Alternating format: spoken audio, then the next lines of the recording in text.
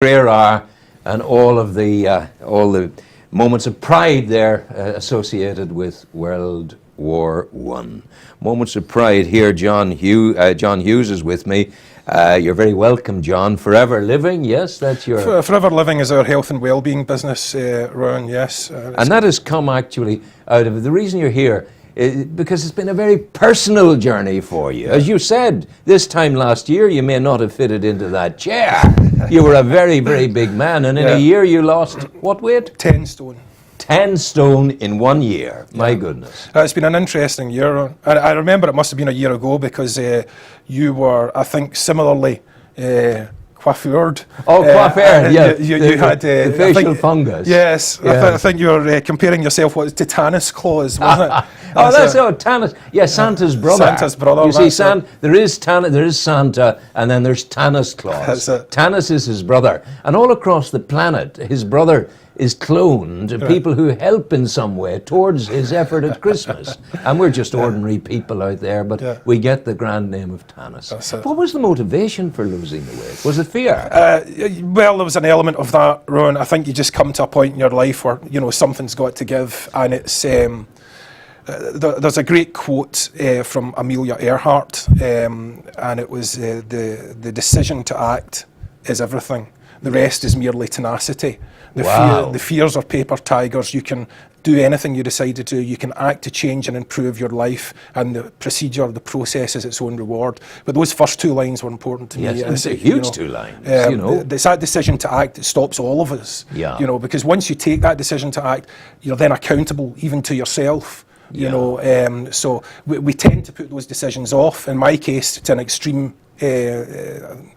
You know, it went to an extreme because it was 20 years of not taking a decision to act. Was it food? Well, it was a combination of basically just a sedentary job, eating too much, and not doing any training. Really? So if your job is mine, I'm financial services primarily, and if in that job you don't move anywhere, so you're totally sedentary. You're behind a computer. The furthest you move is to walk to see a client.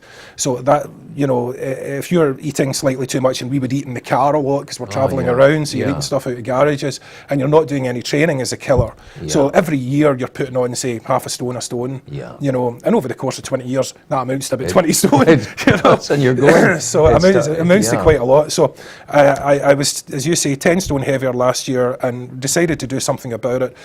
One of my fellow members of the networking group here had a... We're going to talk about that on Friday, aren't we? The Newry and Mourne Business Network. Business networking group, Yeah, that's good. We will cover that on Friday, but one of the members there had a place here locally called Fit Chef, and that served healthy food, and I was getting my food out of there. That was Tom? That was Tom, Tom Hughes, he'd been a guest here.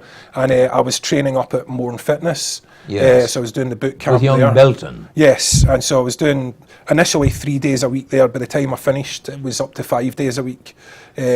So I was training quite hard, and I'm still training as hard as I can. But John, this is huge. We mentioned at the beginning the decision, the rest is tenacity. This was major tenacity, 3 days a week, because if you're losing weight, there is with it an associated weakness at the beginning. And you were training away. No, we were training away. To be honest, I never felt the weakness, because this is where we've started another business in the health and well-being front with Forever Living products, and I have, a Facebook page, Forever Fearless, with John, and basically, I was nutritionally supported. You're eating less calories-wise, but you're getting all the nutrition you need because of some of the supplements that we have. If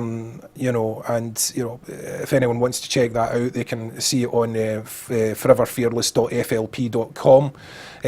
But basically, because of your Scottish accent, we'll say it a little bit more slowly. Forever Fearless. Foreverfearless.flp.com. FLP. Okay. .com. But right. And again, and I think I may have mentioned to you, Ron, it was such a big change in my life. The reason I called the page Forever Fearless, and why I call our web pages Fearless, is because obviously the business is Forever Living products, but the fearless element, it comes from another quote which became, the Amelia Earhart quote was important to me at the start. This quote was important to me at the end, which was a John O'Donoghue quote, which was May I have the courage today to live the life that I would love, to postpone my dream no longer, but to do at last what I came here for, and waste my heart on fear no more. And that's where the fearless came from. So that was very important, towards the end. Both of those played a role at different stages, but it is a life-changing thing. When you lose that much weight, and lots of other things happened alongside it from the business point of view, and we've had a very successful business on the back of it. And it's a lot easier to talk to people about health and well-being products and weight management and training when you're 10 stone lighter. Oh yeah, absolutely. Otherwise, you wouldn't be taken seriously. Exactly. But it's almost like a mental surgery that you were going through. People go in and have the gastric bands fitted and stuff like that. But you were actually on a course of action. You had made the decision. The tenacity had built in. You were set fair to do it, and you weren't stopping. Yeah. Well, I mean, a lot of this is with the benefit of hindsight. I look back on it, and I didn't actually set myself at the time the goal of I'm going to lose 10 stone. No. That only happened when I'd lost about 7.5 stone. And I plateaued a wee bit, and I decided, right, I'm going to do something here. But when I started out, it was just a case of I didn't want to die. Well, not anytime soon. Not yet. Not yet. I felt it a bit more to offer. Yes. And I really didn't want to. And was it that serious that you thought, if I keep going like this, I'm going to pop my clogs? Yeah. I mean, I'm not a small guy just now. Around, as you know, I'm going to try and lose another 3 stone this year. So I mean, in total, I could lose 13 stone and still be technically overweight. So I was a big guy. That comes with all sorts of complications. So inevitably, I mean, my health was generally okay, apart from the fact, when you're that morbidly obese, you're almost certain to pop your clogs prematurely at some point. You use the phrase morbidly obese with a certain ease, but that's what you were. Yeah. No, I think that means you're depressing and you're fat. Yeah. Sorry. No, I mean that's exactly what it is. I mean, that's a medical term, and that's a medical term that actually kicks in, a lot quicker than most people realise. You're morbidly obese if you're more than like 3 or 4 stone overweight. Oh, aye. Most people don't realise you're actually categorised as obese if you're 10% over your recommended weight. Of your weight, So most people in this country, or certainly a good percentage of them, would technically be obese. And the Republic of Ireland is crazy. Figures came out last year, just hugely so. There are great difficulties there. Now you mentioned plateauing. When you got down to a certain weight. Say you'd lost 7 stone. You plateaued. What was the procedure for reigniting the weight fall? Well, basically, getting off that plateau. Yeah, I mean, at that point, my diet had been primarily just about portion control. So it was just eating less, but it became about eating clean.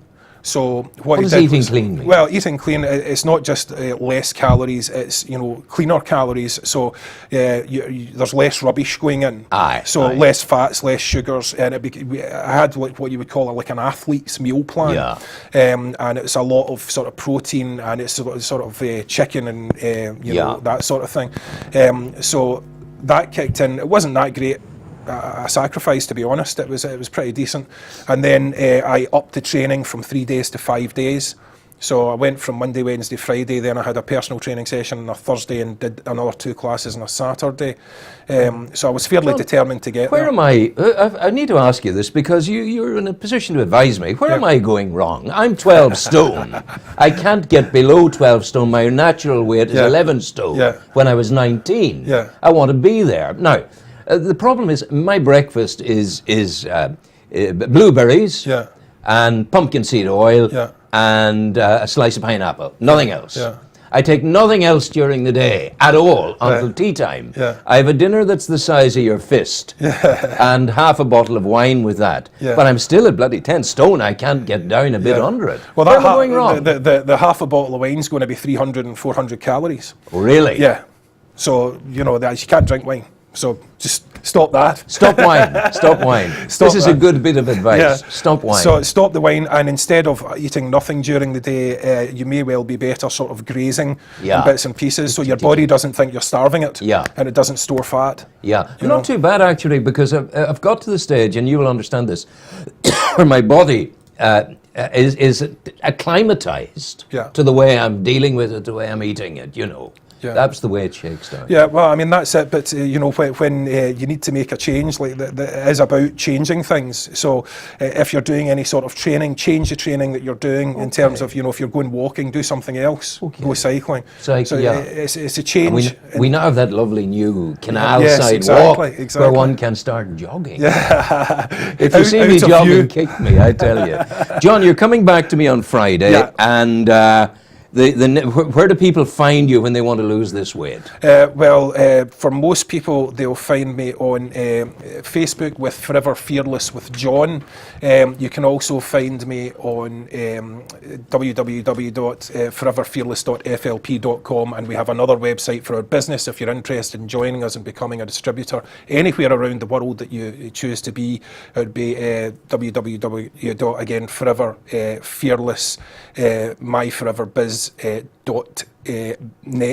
Okay. So there's quite a few places, but if they find me on Facebook or one of those websites, right, and we'll look at these things again on Friday. Yeah, that's John Hughes there talking with us. In a moment, Deborah's joining me, Deborah Loughran from the Chamber of Commerce and Trade. We're going to talk some importances there. Andrew, don't get away. The piece of music that we mustn't play yet is the Lady of Shalott, anything but. So Lady of Shalott's very special that I'm keeping for you for tomorrow. So there you are.